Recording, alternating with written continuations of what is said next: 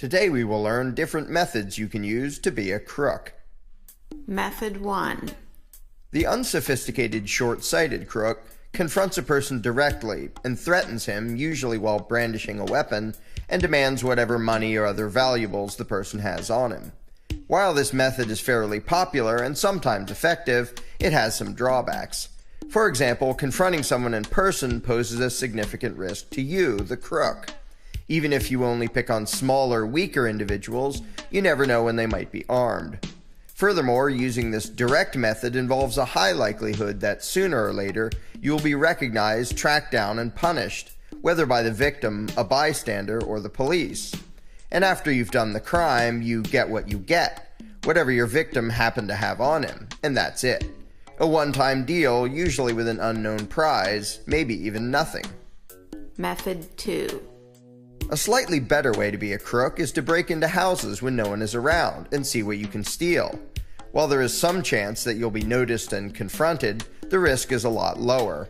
And the average house is likely to contain a lot more valuables than the average person carries around with him.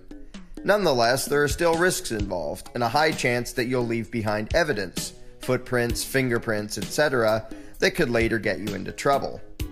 Method 3.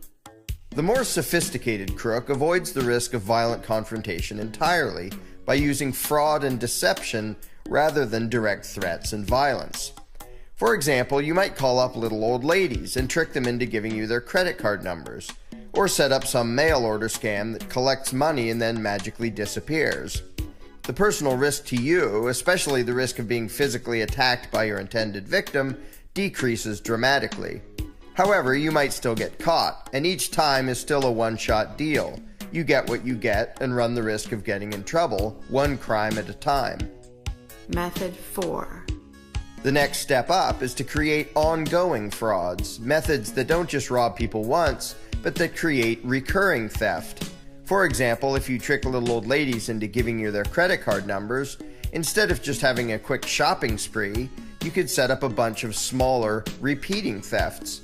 A little old lady who gets charged $9.95 a month, which shows up on her credit card statement as helping poor orphans, is unlikely to question it.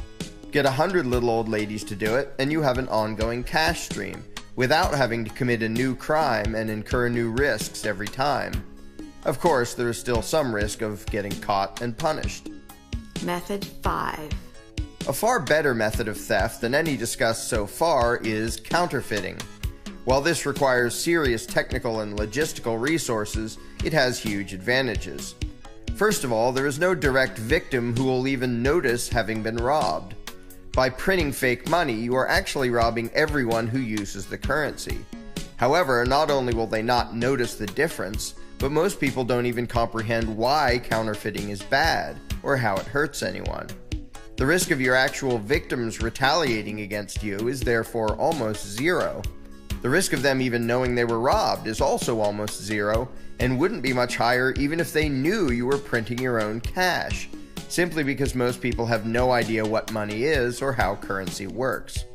Once you're set up, you can create an ongoing source of wealth for yourself with very little physical risk. Of course, if the authorities find out, then you're in trouble. But aside from that risk, this would seem to be the pinnacle of the art of being a crook. Having an unlimited supply of completely unearned wealth for yourself, while the victims never know what hit them, and in fact, never know that anything hit them. Method 6. The next step is only for truly sociopathic crooks, who don't just want unearned wealth, but want to dominate their fellow man. It's again based on counterfeiting, but instead of just printing money and buying stuff with it, you print money and loan it to other people. At first, this may seem counterintuitive. If you can just print as much money as you want, why bother to loan it or give it away? Well, suppose you print up millions of dollars and then lend that to hundreds of different people. They will each then feel indebted to you, as if you did them a favor. From then on, they will rob themselves every month, giving you a pile of money, while feeling a moral obligation to do so. Ironically, because they imagine the debt to be real, as if you actually loaned them your own money, they would view themselves as the crooks if they ever stopped going along with your crime.